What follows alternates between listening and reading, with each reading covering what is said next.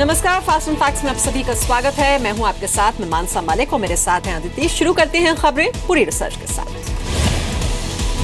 पुंछ में भारतीय सेना के शहीदों से बर्बरता पर भारत ने आज पाकिस्तान उच्चायुक्त को तलब किया और कड़ी कार्रवाई की मांग की। विदेश मंत्रालय में पाकिस्तानी उच्चायुक्त अब्दुल बासित मीडिया के सवालों से बचते हुए पहुंचे। बासित को भारतीय सैनिकों के शव के साथ की गई बर्बरता के खिलाफ तलब किया गया था। विदेश मंत्रालय ने पाक उच्चायुक्त से शहीद परमजीत और शहीद प्रेम सागर के शवों से हुई बर्बरता पर कड़ा ऐतराज जताया। विदेश मंत्रालय ने साफ कहा कि पाकिस्तान को उन सैनिकों और कमांडर्स पर कार्रवाई करनी होगी जिन्होंने इस घिनौनी हरकत को अंजाम दिया है।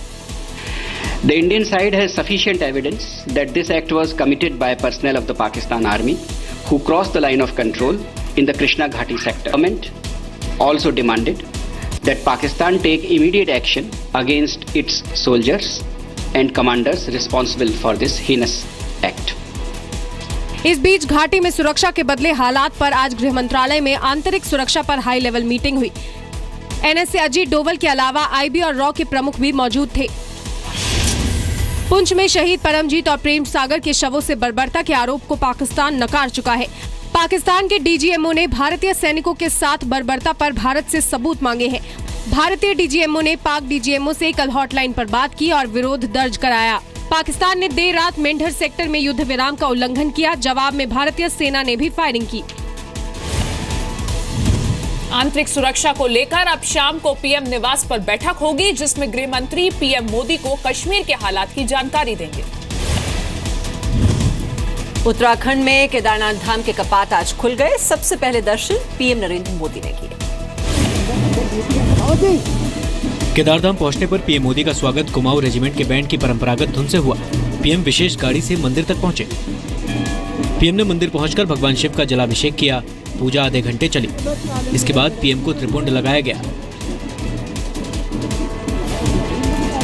इसके बाद पीएम मोदी ने नंदी महाराज की परिक्रमा की और उसके बाद भीमशिला पहुंचे। माना जाता है कि 2013 की बाढ़ में भीमशिला की वजह से ही मंदिर बड़े नुकसान से बचा था। केदारनाथ के रवाना होने से पहले पीएम मोदी आम लोगों के बीच भी पहुंचे।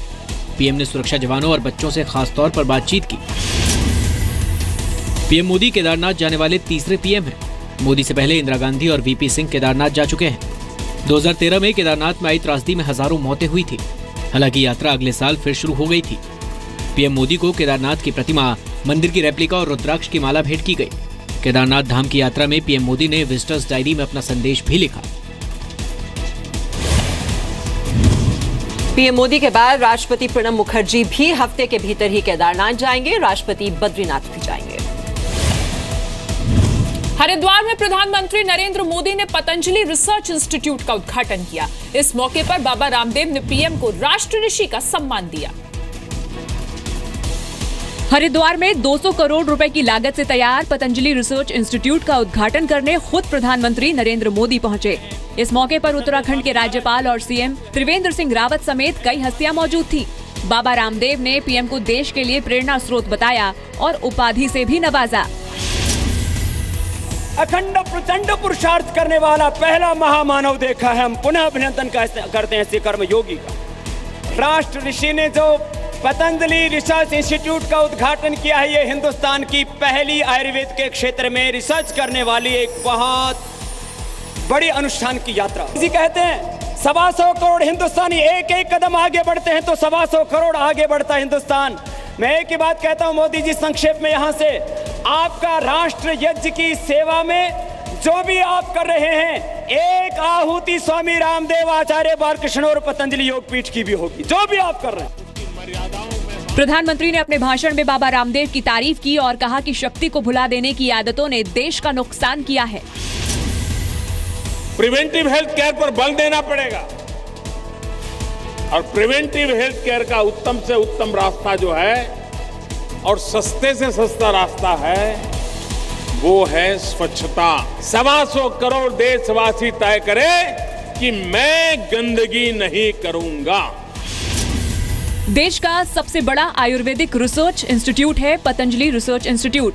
पतंजलि रिसर्च इंस्टीट्यूट में विश्व स्तर की 8 लैबोरेटरी हैं। यहाँ एक साथ कई बीमारियों के इलाज पर रिसर्च की जा सकती है। रिसर्च इंस्टीट्यूट में पतंजलि हर्बल रिसर्च विभाग और पार्क की स्थापना की गई है। रिसर्च इंस्टीट्यूट में चरक ऋषि गुफा भी है। यहाँ ऋषियों की मूर्तियां लगाई गई हैं। पीएम ने एक बार फिर स्वच्छता का भी संदेश दिया। कहा कि बेहतर सेहत के लिए साफ सफाई भी जरूरी है। उत्तर प्रदेश में पहली बार चुनकर आए बीजेपी विधायकों को सीएम योगी ने संबोधित किया और आचरण का मंत्र दिया। बीजेपी के ये वो 109 विधायक हैं जो पहली बार चुनकर यूपी विधानसभा में पहुंचे हैं। सीएम योगी आदित्यनाथ ने इस गेट टुगेदर में विधायकों को राजनीति के और प्रशासन के मंत्र दिए। योगी ने विधायकों को बताया कि उन्हें क्या करना है और क्या नहीं करना है। इतने बड़े लोकतंत्र के अनुरूप उत्तर प्रदेश को बनाने के लिए जो कुछ किया जाना चाहिए, मुझे लगता है कि इस प्रकार का आचरण अगर हमारे सदन में होने लग जाएगा तो सचमुच उत्तर प्रदेश की तकदीर भी और तस्वीर भी बदलने में कोई देर नहीं लगेगी। कि जब हम सदन में अपनी कोई बात रखें तो रखी जाने वाली बात नियमों के दायरे में हो, एक निश्चित मर्यादा में हो। हमारा शिष्टाचार और हमारी सदाचारता वहां पर कहीं भी हमारे धैर्य को खोते हुए न दिखती हो। लेकिन सरकार किसी के साथ अन्याय नहीं होने देगी और किसी प्रतिशोध की भावना के साथ किसी को कार्य भी नहीं करने देगी। हमारा पक्ष न्याय का पक्ष होगा, अन्याय किसी के साथ नहीं, लेकिन कहीं भी किसी को कानून को हाथ में लेने की छूट भी नहीं। योगी सरकार बनने के बाद से यूपी में बीजेपी के कुछ विधायकों की दबंगई की खबरें पिछले दिनों सुर्खियों में रही है। नए विधायकों की क्लास लेने के पीछे इसे भी वजह माना जा रहा है। योगी अपने विधायकों से कह चुके हैं कि वो ट्रांसफर पोस्टिंग की सिफारिशों से खुद को दूर रखें। योगी अफसरों से कह चुके हैं कि ऑफिशियल मामलों पर सोशल मीडिया में कमेंट नहीं करें। यूपी पुलिस से योगी कह चुके हैं कि वो अपने व्यवहार में बदलाव लाएं ताकि जनता खुद को सुरक्षित महसूस करे। कल यूपी बीजेपी की कार्यकारिणी में पार्टी अध्यक्ष अमित शाह ने भी नेताओं को विनम्र बने रहने की नसीहत दी थी। यूपी के बुलंदशहर में लव जिहाद को लेकर एक व्यक्ति की हत्या के आरोप में 3 लोगों को गिरफ्तार किया गया है। आरोप हिंदू वाहिनी के कार्यकर्ताओं पर लग रहा है। वारदात बुलंदशहर के सोही गांव की है। आरोप हिंदू युवा वाहिनी के कार्यकर्ताओं पर लग रहा है कि उन्होंने गुलाम मोहम्मद को पहले घर से अगवा किया, फिर पीट कर उसकी हत्या कर दी। आरोपों के मुताबिक दरअसल गुलाम मोहम्मद का बेटा यूसुफ एक लड़की को प्रेम जाल में फंसाकर घर से भगा ले गया था। रिपोर्ट लिखाने के बाद भी जब लड़की नहीं मिली तो कुछ लोगों ने इसका गुस्सा गुलाम मोहम्मद पर उतार दिया। गुलाम मोहम्मद ने दम तोड़ दिया। उन्हें बचाने आए 3 लोग भी बुरी तरह से घायल हो गए। उठा के उन्होंने मारा। किसने मारा? युवा वाहिनी वाले लोग थे। युवा वाहिनी वाले कौन लोग थे? नाम नहीं पता, युवा वाहिनी वाले थे। कल घटना के बाद पुलिस मौके पर तुरंत पहुंच के रियाद फोर्स वहाँ पर ला के हम लॉ एंड ऑर्डर हम लोगों समय वहाँ कोई दिक्कत नहीं हुआ। तुरंत पुलिस ने 302 में मुकदमा दर्ज कराया। दर्ज करने के बाद ये एक अक्यूज नेम है, बाकी 5-6-7 लोग अज्ञात के खिलाफ मुकदमा दर्ज हुआ और तुरंत मैंने 15 टीम गठित किया पूरा जनपद स्तर पर। हम लोग पूरा रात हम लोगों ने तलाशी लिया, उस पर 3 लोग की गिरफ्तारी किया हम लोगों ने। बुलंदशहर पुलिस ने आरोपियों के हिंदू युवा वाहिनी कार्यकर्ता होने की अभी पुष्टि नहीं की है। हिंदू युवा वाहिनी का गठन योगी आदित्यनाथ ने 2002 में रामनवमी के दिन किया था। हिंदू युवा वाहिनी का गठन हिंदू धर्म के प्रचार और जबरन धर्मांतरण के विरोध में किया गया था। लव जिहाद को मुद्दा बनाकर हिंदू युवा वाहिनी के कार्यकर्ताओं पर दूसरे संप्रदाय के लोगों से मारपीट के पहले भी आरोप लगे हैं।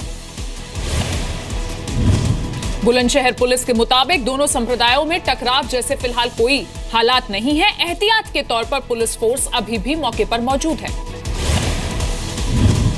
अगर कोई लड़की सड़क चलते मोबाइल पर बात करती दिखी तो जुर्माना होगा 21,000 रुपए। कुछ अजीब सा लग रहा होगा आपको ये सुनकर, लेकिन मथुरा की एक पंचायत ने यही फैसला सुनाया।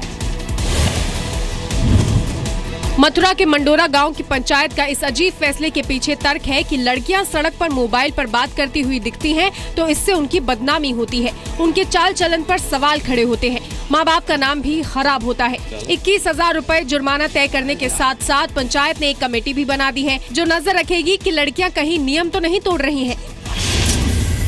ये कहा है अगर जो भी हमारी लड़कियां बहन बेटियां हैं अपने फोन सुनो, घर में सुनो। ये नहीं कि आप बाहर जा रही हो फोन आ रहे हैं, ये कर रही हो फोन आ रहे हैं, वो सब बात को देखते हुए मैंने 21,000 रुपए उनके लिए गए हैं जी। जो बुरा काम होते हैं और जो ये बुराई जो चल रही है और जो गांव इससे बदनाम हो रहा है, इसके लिए ये पंचायत रखी गई। तो इस पंचायत में ये निर्णय करा कि जो भी कोई मतलब बुरा कर्म करेगा उसके लिए मतलब ये दंड भी दिया जाएगा और वो बख्शा नहीं जाएगा और वो प्रशासन के और मतलब ये हायर कर। मंडोरा गांव की पंचायत में गोहत्या, शराबखोरी और जुए के खिलाफ भी कड़े फैसले लिए गए। गोहत्या का आरोपी पाए जाने पर 2 लाख रुपए जुर्माने का ऐलान, शराब तस्करी करते पाए जाने पर 1,11,000 रुपए का जुर्माना। गांव का कोई व्यक्ति जुआ खेलते पकड़ा गया तो 1 लाख रुपए जुर्माना लगेगा। किसी के पास ताश की गड्डी बरामद होने पर भी 5100 रुपए जुर्माना लगेगा।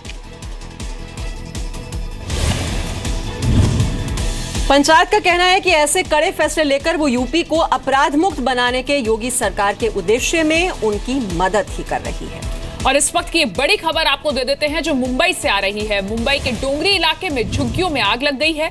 आग कैसे लगी इसकी वजह अभी पता नहीं चल पाई है, लेकिन तस्वीरें आप देख सकते हैं। झुग्गियों में आग लग गई है। मुंबई का डोंगरी इलाका है।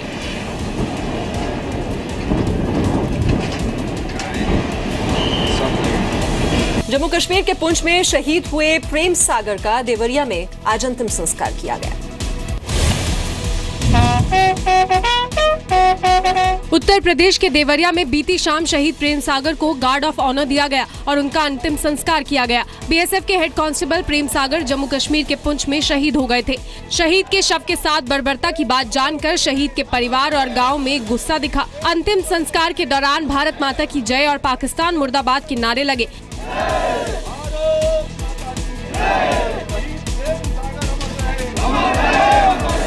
शहीद प्रेम सागर के बेटे ने सरकार से सवाल भी पूछे।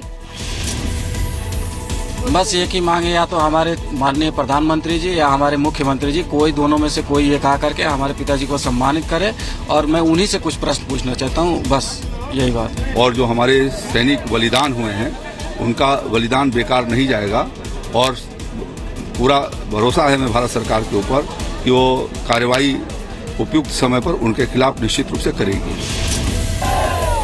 शहीद प्रेम सागर के परिवार से मिलने बहुत जल्द सीएम योगी आदित्यनाथ भी जाएंगे। नियंत्रण रेखा पर भारतीय जवानों के शव से बर्बरता की 6 महीने के भीतर ये तीसरी घटना है। 22 नवंबर 2016 कुपवाड़ा जिले के माछिल सेक्टर में नियंत्रण रेखा पर एक जवान के शव को क्षत विक्षत किया। 28 अक्टूबर 2016 माछिल सेक्टर में आतंकियों ने शहीद जवान मनदीप सिंह के शव के साथ बर्बरता की थी। आम आदमी पार्टी की अंदरूनी लड़ाई में कुमार विश्वास की जीत हुई है। विधायक अमानतुल्लाह खान को आज पार्टी से सस्पेंड कर दिया गया।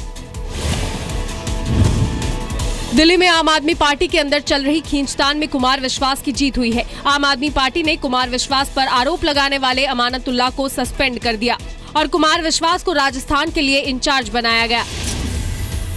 ने जो बयान दिया अमानतुल्लाह खान ने, उसको लेके पीएसी ने पहले ही अपना नाराजगी जाहिर की थी और उस नाराजगी की वजह से उसके बाद उनका इस्तीफा हुआ था।